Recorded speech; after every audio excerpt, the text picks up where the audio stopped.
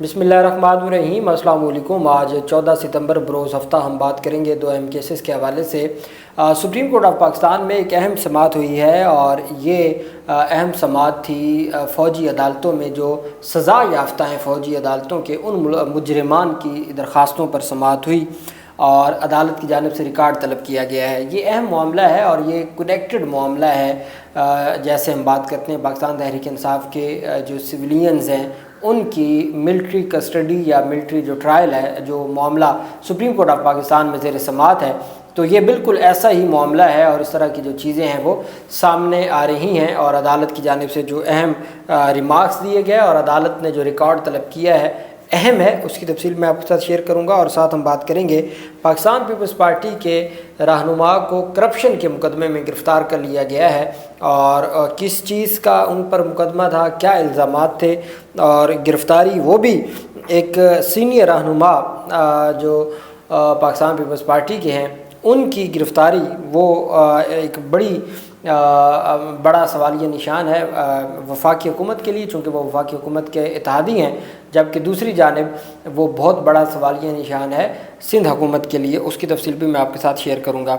सबसे पहले मैं आपको बताता चलूँ कि आज अहम पेशरफ सामने आई है। अली अमीन खान गंडापुर के ख़िलाफ़ एक मुकदमा था और आप जानते हैं कि अली अमीन गंडापुर जब भी अदालत में पेश नहीं हो रहे तो मुख्तलिफ़ अदालतों की जानिब से उनके वारंट गिरफ़्तारी जारी किए जाते हैं। तो अब पेशरफ्त सामने आई है। अली अमीन गंडापुर के ख़िलाफ़ एक मुकदमा था। एडिशनल सेशन जज थे इस्लामाबाद के अब्दुल गफूर काकड़, उन्होंने समाअत की अली अमीन गंडापुर की ऑडियो लीक्स केस में। ये वो ऑडियो लीक है जिसमें वो कोई मुबैना तौर पर कहा गया था कि वो अपने कारकुनान को तैयार रहने के लिए कह रहे हैं। कोई इमरान खान की पेशी थी कि वहाँ पे तैयार रहना है और आपने हर सूरत मुज़ाहमत करनी है और इस तरह की कोई ऑडियो थी।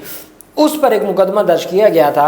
आज उसमें चूँकि ये तमाम मुकदमात में ज़मानतें तो हो चुकी हैं, ज़मानतों के बाद अगला जो प्रोसेस होता है वो जारी था और अगला प्रोसेस ट्रायल का है। चलान जमा होता है, चलान जमा होने के बाद जो ट्रायल है वो होता है। ट्रायल की कार्रवाई जारी है और इसमें फ़र्द जुर्म आयद हो चुका है और ट्रायल आगे बढ़ाया जा रहा है। तो उसमें वो आज पेश नहीं हुए। आप जानते हैं कि एक बड़ी पेशरफ सामने आई और खैबर पख्तूनख्वा असम्बली में जिस तरीके से आज तीसरा दिन है, सेशन जारी हैं, वहाँ पर बड़ा धुआंधार खिताबात किए जा रहे हैं और जो कौमी असम्बली में जो कुछ हुआ उसका हक़ सिर्फ खैबर पख्तूनख्वा असम्बली ने अदा किया है। जिस तरीके से वो पार्लियामेंट की और असम्बली की तहफ़्फ़ुज़ के लिए और इज़्ज़त के लिए खड़े हुए हैं और वो लगातार इसके ऊपर बात कर रहे हैं। तो अली अमीन गंडापुर आज मौजूद नहीं थे। उनकी जानिब से उनके वकला ने हाज़िरी से इस्तिस्ना की दरख्वास्त थी। उनके वकील राजा ज़हूरुल हसन एडवोकेट अदालत में पेश हुए। दौरान समाअत अली अमीन गंडापुर की जानिब से हाज़िरी से इस्तिस्ना की दरख्वास्त दायर की गई, क्योंकि सरकार का हमेशा से यही मौक़िफ़ रहा है कि अली अमीन गंडापुर को पेश होना चाहिए। मैं आपको बताता रहता हूँ कि रमज़ान शुगर मिल केस में कितना लंबा अरसा हो गया है, आज तक हमजा शहबाज पेश नहीं हुए। हर तारीख पर नई दरख्वास्त आती है हाज़िरी माफ़ी की और वो हाज़िरी से इस्तिस्ना भी दी जाती है और उनको हाज़िरी माफ़ी भी दी जाती है। तो ये एक सिलसिला है जो जारी है और खैर आज अदालत की जानिब से उनकी जो दरख्वास्त है उसको मंजूर किया गया है। वैसे भी उनको 10 अक्टूबर तक अदालत ने ज़मानत दी हुई है। पेशावर हाई कोर्ट ने उनको ऐसी हिफाजती ज़मानत दी है कि किसी और मुकदमे में गिरफ़्तार नहीं किया जा सकता। तो इस वजह से उन्होंने हाज़िरी से इस्तिस्ना की दरख्वास्त दायर की थी जिसे अदालत ने मंजूर किया। बाद अदालत ने केस की समाअत 21 सितंबर तक मुलतवी कर दी और अली अमीन गंडापुर के ख़िलाफ़ कोई वारंट गिरफ़्तारी जारी करवाने में प्रोसिक्यूशन नाकाम रही। दूसरी जानिब एक अहम पेशरफ सामने आई और वो पाकिस्तान पीपल्स पार्टी के रहनुमा हैं एहसान अबड़ो। एहसान अबड़ो को नैब ने 2016 के करोड़ों रुपए की करप्शन के इल्ज़ाम में गिरफ़्तार कर लिया। नैब कराची ने हैदराबाद में कार्रवाई करते हुए पेंशन फ्रॉड केस, ये एक बहुत बड़ा केस सामने आया था, एक बहुत बड़ा स्कैंडल हैदराबाद सिंध का सामने आया था। पेंशन फ्रॉड केस के नाम से ये मशहूर हुआ था।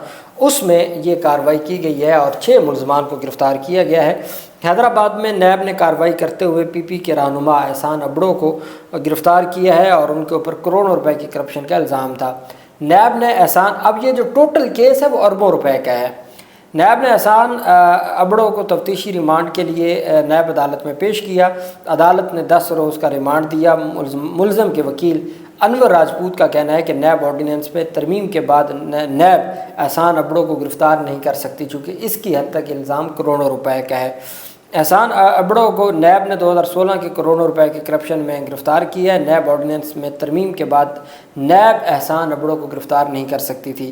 نیب ذرائع کے مطابق ڈسٹرکٹ اکاؤنٹس افسر کے 2 افسران، محکمہ جنگلات کے 2 افسر اور 2 ایجنٹس کو بھی گرفتار کیا گیا ہے۔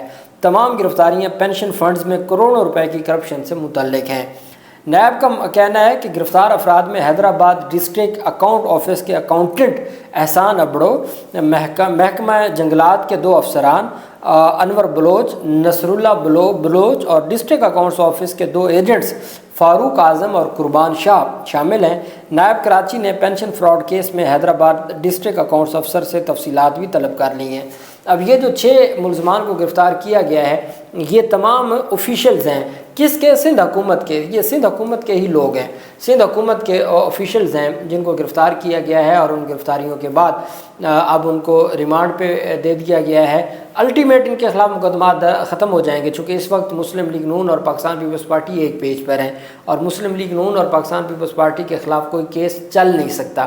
اگر آپ کو کہیں پہ لگتا ہے کہ کسی پیپلز پارٹی کے بندے کو نیب نے گرفتار کیا، کس ادارے نے گرفتار کیا، یا ان کے نون لیگ کے کسی آدمی کو گرفتار کیا، تو وہ ان کو کلین چٹ دینے کے لیے گرفتار کیا گیا ہوگا، پروسیس مکمل کرنے کے لیے گرفتار کیا گیا ہوگا۔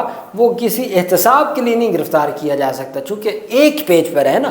جب آپ ایک پیج پر آ جاتے ہیں تو پھر آپ ان کے لوگوں کو گرفتار نہیں کرتے۔ پہلی بات تو یہ ہو سکتی ہے، یا یہ ہو سکتا ہے کہ جس کو خود جو وڈیرے ہیں، جو سیاسی جماعتوں کے وڈیرے ہیں، جب وہ خود اپنے کسی رہنما کو تھوڑا سا پریشرائز کروانا چاہتے ہیں یا واپس اوقات میں لانا چاہتے ہوں، تب بھی وہ اس طرح کی کارروائی کرتے ہیں، اور اس طرح وہ جو کارنامے ہیں وہ سر انجام دیتے ہیں۔ دیکھنا یہ ہے کہ یہ تمام چیزیں ہیں، ان کو کس طریقے سے آگے بڑھایا جاتا ہے، اور کیا واقعی کوئی کارروائی ہوتی ہے، یہ معاملہ یہیں پہ رک جائے گا۔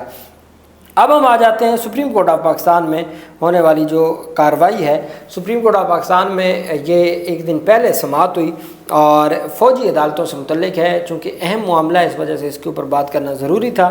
سپریم کورٹ آف پاکستان میں جسٹس جمال مندوخیل کی سربراہی میں 3 رکنی بینچ نے سماعت کی۔ سپریم کورٹ نے فوجی عدالتوں سے سزا پانے والے ملزمان کے وکلاء کو کورٹ مارشل کا ریکارڈ دیکھنے کی ہدایت کرتے ہوئے کہا کہ تمام ملزمان کی درخواستیں یکجا کر کے سنی جائیں گی۔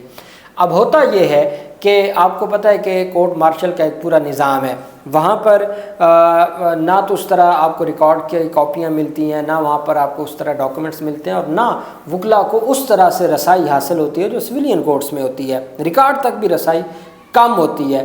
آپ کو یاد ہوگا ایک جسٹس بابر ستار صاحب نے نیوی کے کچھ ملازمین کے اوپر کو مقدمہ تھا، اور سزائے موت کے وہ ملزمان تھے، ان کی سزائے موت پر عمل درآمد سے روکا ہوا ہے کہ بھئی جب ان کو ریکارڈ ہی نہیں دکھایا گیا، ان کو ان کا الزام کا ہی نہیں پتہ، تو آپ ان کو کیسے سزا دے سکتے ہیں؟ تو یہی کیس تھا جسٹس مندوخیل صاحب کی سربراہی میں بینچ میں۔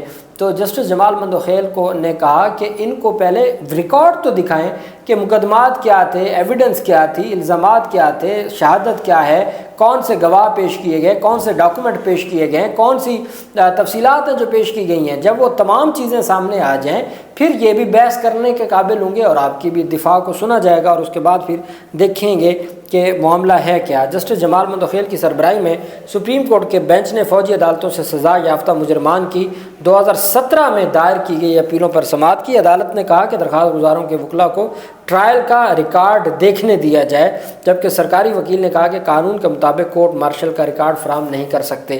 جسٹس جمال مندوخیل نے کہا کہ ریکارڈ دیکھے بغیر کیسے کوئی وکیل مقدمہ لڑ سکتا ہے، مقدمہ لڑا ہی نہیں جا سکتا بغیر ریکارڈ دیکھے۔